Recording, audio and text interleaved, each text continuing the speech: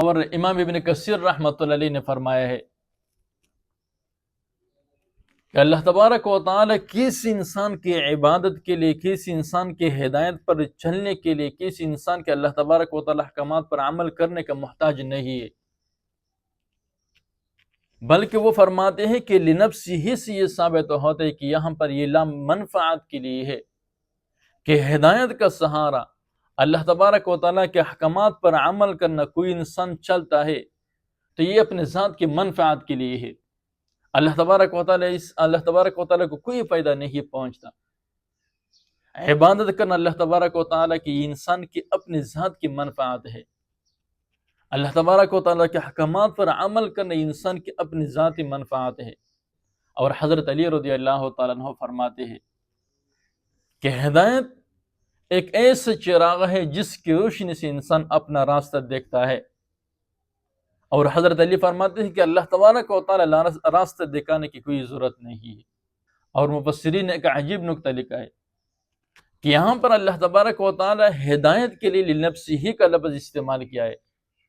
کہ ہدایت کا سہارا، ہدایت کا فائدہ، ہدایت کا سکون یہ انسان اپنی ذاتی منفعت کے لیے ہے۔ اور گناہ کے بارے میں، گمراہی کے بارے میں اللہ تبارک و تعالیٰ، گمراہی کے لیے اللہ تبارک و تعالیٰ نے علیہا کا لفظ استعمال کیا۔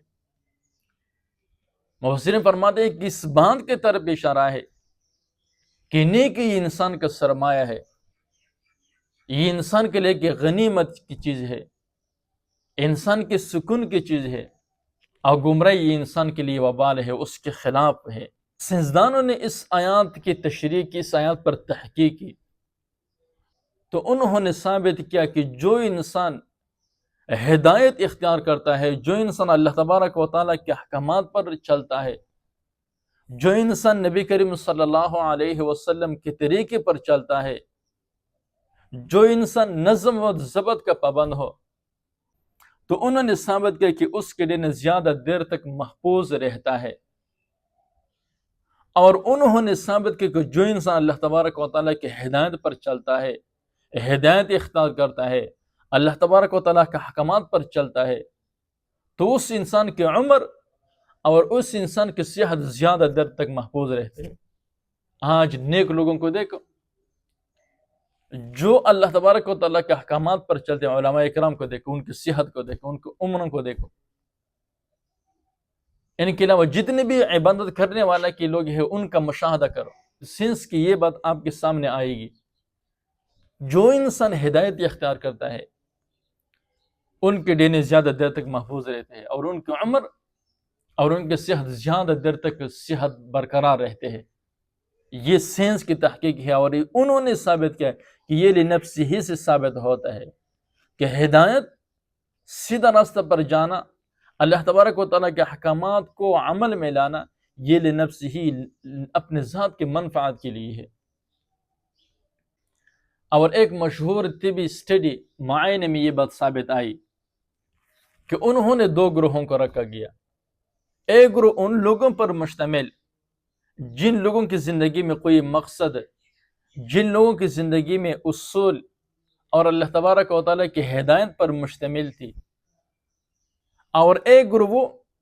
جن لوگوں کی زندگی میں کوئی مقصد نہ، there was no purpose in their life۔ تو فرماتے ہیں کہ نہ طبی معائنہ ہوا تو ان لوگوں کے سیل میں، جن لوگوں کی زندگی میں کوئی مقصد، جن لوگوں کی زندگی میں ہدایت تھی، تو ان لوگوں کے سیل میں سوزش پیدا کرنے والے جنس وہ کم متحرک تھی، اور وہ لوگ جن کی زندگی میں کوئی مقصد نہ تھا، جن لوگوں کی زندگی میں کوئی ہدایت نہ تھی، تو ان کی سیل میں سوزش پیدا کرنے والے جنس بہت زیادہ متحرک تھی۔ تو لہذا انہوں نے ثابت کیا، انہوں نے کہا، اعلان کیا کہ ہدایت،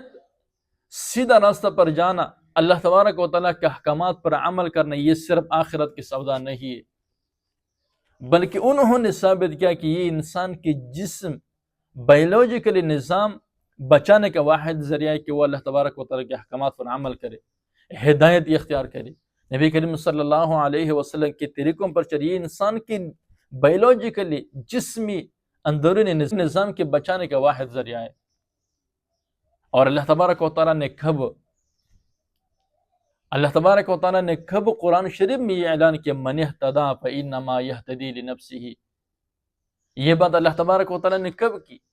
اس وقت there was no concept of science in technology، جہاں پر سائنس اور ٹیکنالوجی کا کوئی تصور ہی نہیں تھا، اور آج یہ بات سائنس ثابت کر رہی ہے کہ ہدایت پر جانا، سیدھا راستہ اختیار کرنا، نظم و ضبط پر جانا، یہ انسان کے جسم کے لیے بھی ضروری ہے، انسان کے جسم بچانے کے لیے بھی ضروری ہے۔